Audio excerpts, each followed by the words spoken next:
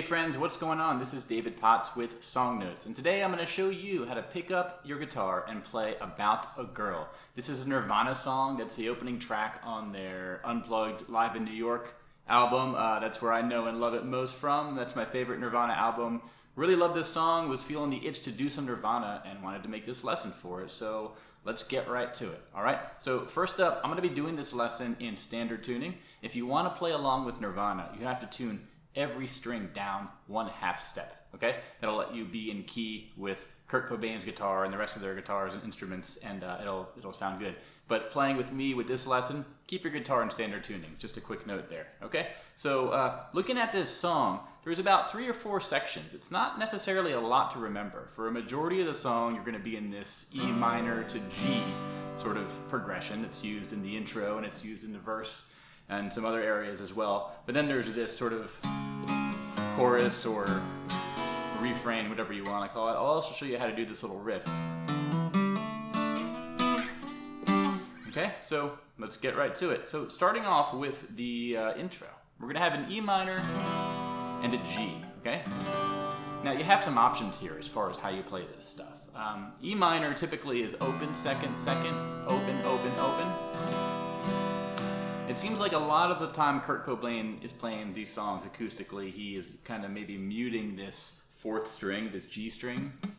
So then what you kind of get is an E5. It's neither minor nor major. It kind of has a very neutral, like power chord sound. You can do that, or you can do a strict E minor if you wish. And now for the G, you can do a typical G if you like. That's 3rd, 2nd, open, open, open, 3rd.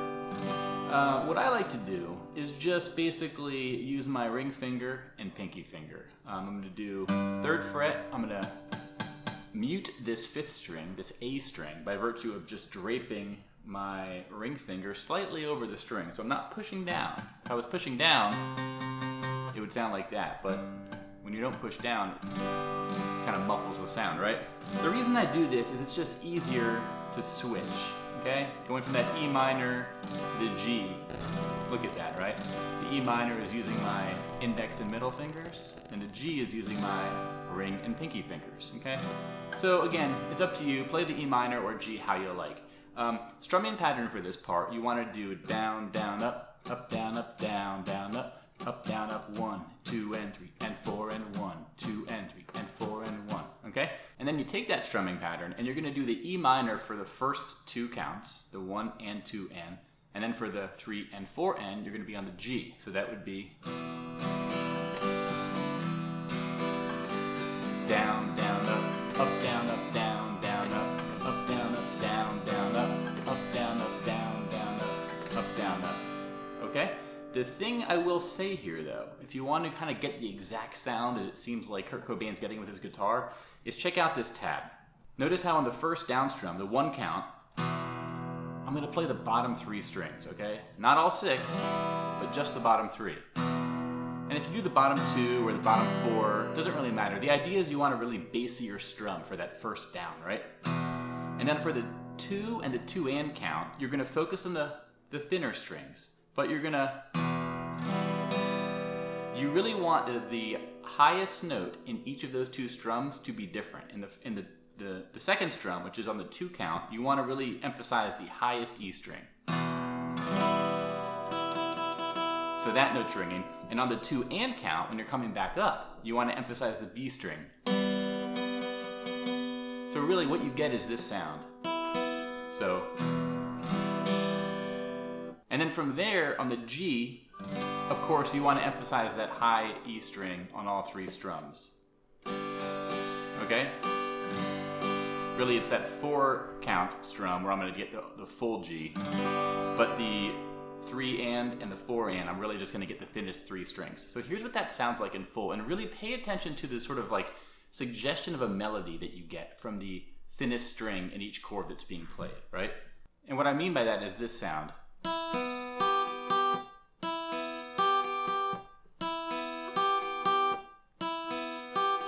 Here's what that sounds like with all the chords.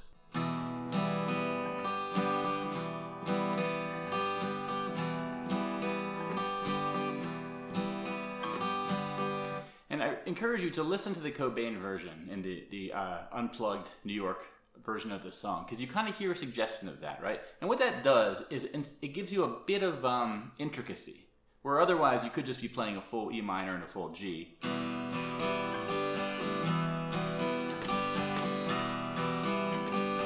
And there's nothing wrong with that, but I think you get a little bit more of a unique sound when you sort of place a little bit of emphasis on, you know, certain strings and certain notes.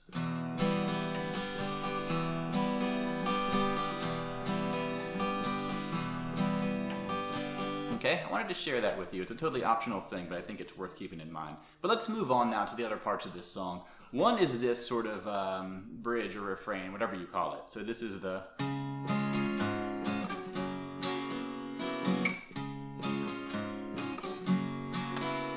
Okay? All right, so in this part, what you're doing is you're going from a C sharp, right? And you can play the bar chord, 4, 6, 6, 6, or you can do the power chord, just 4, 6, 6, or 4, 6.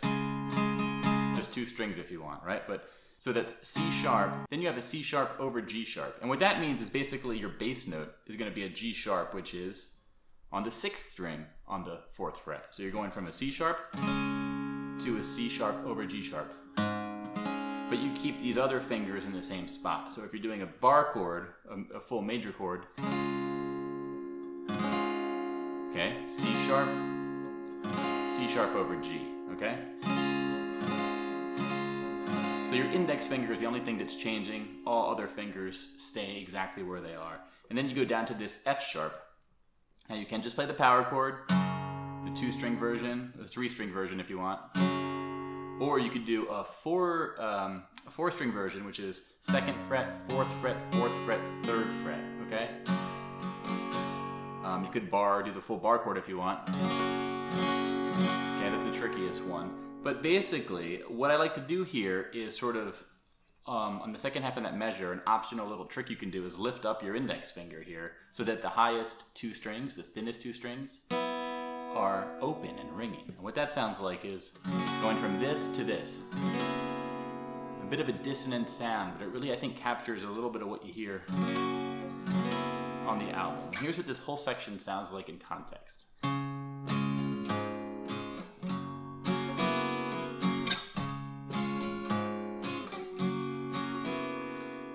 The key, if you do want to lift up your finger here for that F sharp, is you don't want to really drive home those 2 notes too loud.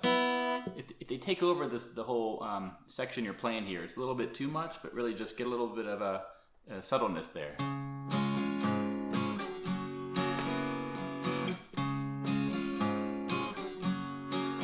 Okay, strumming wise, I'm just doing down, down, up, down, down, up, down, down, up, up, down, up, down, down, up, down, down, up, down, down, up, up, down, up.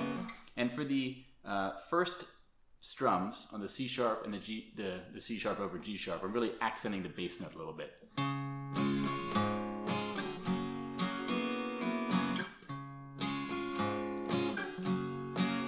Okay, now if you just want to keep this section simple, just do power chords, 2 or 3 strings.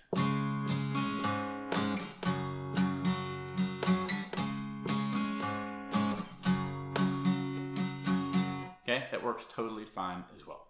And the next part of the song is the just a transition from E minor to an A to a C. Okay, these are pretty typical chords, right? So this is but I can see you every night free. Okay, so the thing I'll say here about these chords is you really want to emphasize the bass notes. I like to, at least. So it's a bit more of a repeating it. Down, down, up, down, up, down, up, down, up, down, down, up, down, up, down, up, down, up. Okay, of course in the song you only do this once through, okay? And the last thing I'll show you here is this little riff. Okay, this is, technically it's to be played along with the E minor and the G. You're kind of tonally in that same sort of sound, right? But what's going on here is, I'll break this into 2 halves. The first half is this little riff, okay? So you're doing open string of the thickest, the low E string, play it open, right? Then you're going from 5 to 7 twice. Once on the A string, okay? 5 to 7 meaning 5th fret to 7th fret.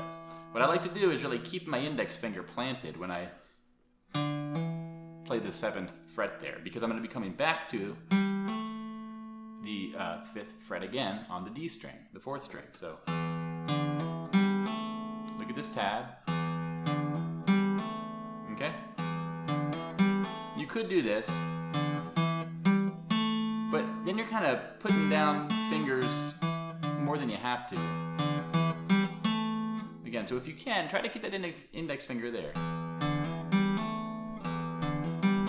If any of you have played Guitar Hero, this is actually a trick that Guitar Hero teaches you, in that you have your index finger on a button, and lots of times you'll play like the 2nd or 3rd color note, I don't know what it is, but you want to keep your index finger on that first button because you're going to come back to it, okay? That applies to real guitar too, as it would turn out, which is funny. Okay, so practice this. Get used to that. The next part is you want to keep your ring finger on that last note and then put your pinky down on the 7th fret of the G string, okay? And then, so it's just your ring finger and pinky fingers doing the dancing here, right? Start at the 7th fret and go up to the 9th fret, okay? This is on the middle 2 strings, the G string and the D string. And then from the 9th fret, go up to the 12th fret. So, one more time. Okay. So the thing you can add to that, if you want to spice it up, is with what I just showed you, put your index finger down on the 5th fret on the A string. So, and keep it there as you move everything up. So what you're doing here basically is, this is an E power chord, okay? That you basically hear in the E minor. And then this is a G power chord that you would hear in a G. Okay, this is technically a G major because you have that B in there. But basically this is a power chord. It's neither minor nor major, but it works with either, so.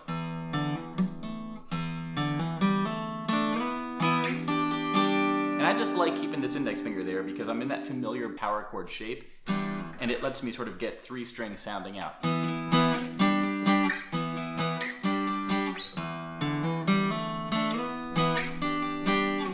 Okay, so that's all you need for that riff. Practice that away, and it's a good one to add in there. And again, you can play that on top of your friends or the album when they're doing the E minor to G.